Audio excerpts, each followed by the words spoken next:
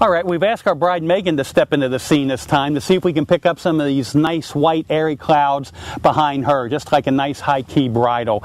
When we talk about a high-key kind of a photograph, high-key means that everything in the scene is mostly white or light tonalities, and the darkest tonality in the scene will be her face, basically her skin tones and so forth. So a high-key means white, light-colored backgrounds with the subject popping out because they happen to be the darkest in the scene. So I've switched to the 70 to 300 millimeter lens right here, basically because I want to compress that background behind her. I'm probably going to lay on the ground here because I really want the clouds right up by her. It's just a simple pose again. Again, we're demonstrating the lighting here and see the effect we can get with the lighting. And the reason I'm on the ground is because I want that horizon line as low as I can get it in the scene. So let's just click one off here. Check it out real quick. And it's an awful pretty photograph. RC, drop that light down just a little bit more for me, just right in front of your face a little bit more, because I want to be sure we have the light getting into her eye sockets right here. Okay. Again, good, good, good.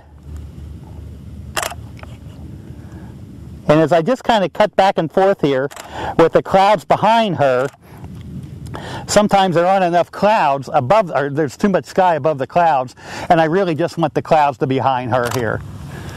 All right, the clouds have changed once again, but the cool thing is that the sun has slipped in behind the clouds over here, so I have her in what was previously my sunny location here. I'm waiting for the sun to come out again, so I'm going to talk really quick to get this shot. We got a wide angle lens on, 10 millimeter, 10 to 22. I'm sitting at the 10 millimeter part. I'm going to have her head turn away from the sunny side, or let's say the brighter side of the scene, and that way I can bring RC in to give me that directional light that I want. I'm going to be on the ground again because I want that horizon line super duper low. I'm at a 320th of a second. Remember that 320th of a second is only exposing the top 2/3 of the viewfinder for me. It's going to give me the soft vignette at the bottom. I'm also at f20 right here. We're going to have RC. I think he's at full power.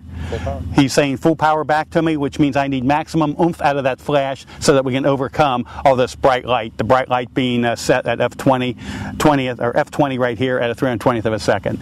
So, Megan, let me go ahead. Just kind of looking down, this pretty right there. Turn your nose back towards me a fraction. Chin down a little bit more, looking down. And let's just see if we can play around with the clouds once again behind her head and see what we can get here. Beautiful clouds coming in right now. Beautiful leading lines coming in. Just a very cool, dramatic thing. Megan looking back at me. Good, good, good. Okay, pretty good. The sun's trying to come back out, but let's see if we can pull this off while we're here anyway.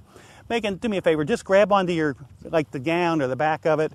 And now, the thing is, whenever we're having our subject or our model hold the gown, I don't want to see the back of the hand.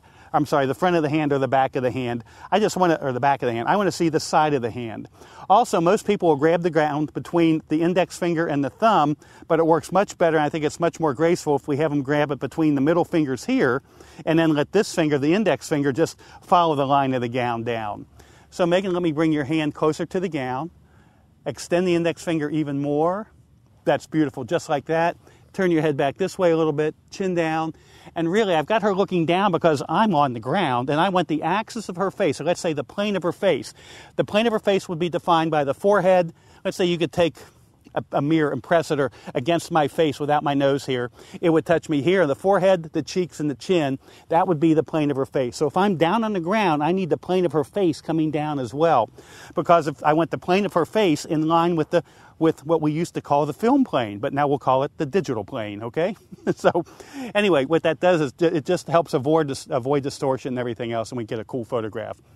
I'm heading back on the ground right here. I know there's a few ants around here, but our viewers are worth it out there. So anyway, let's see if we can get a cool shot right here. Clouds are doing some cool things for us, and let's see what happens.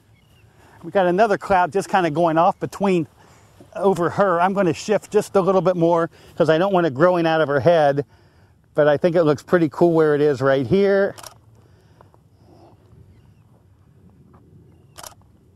So we got beautiful lines. That horizon line is just hitting her about the knees, which is my favorite part.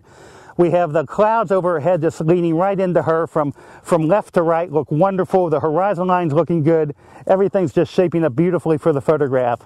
Notice that I've got her head out of the direct sun here, and RC's giving us that directional light on the face.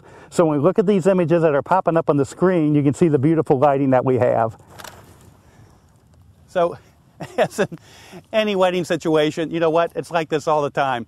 You think we got gorgeous light, the sun's behind the clouds, everything's looking cool. We set up the lighting, set up the exposure, we start shooting away. Of course, 5 minutes later, the sun pops back out. That's why, you know, in wedding photography, we have to learn how to work in less than optimum conditions.